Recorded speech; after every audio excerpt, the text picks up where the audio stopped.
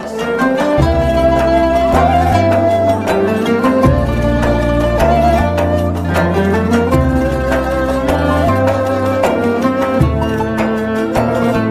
Bugün müsəlmanların 7-ci imamı Həzrəti Musa Kazım əleyhissalamın qızı olan Həzrəti Fatimə-i Məsumə salamullah əleyhanın doğum günüdür.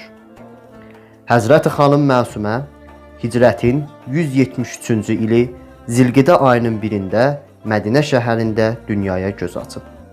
Anası Nəcmə xatundur. Qardaşı 8-ci imam Həzrəti İmam Rıza əleyhissalamdır.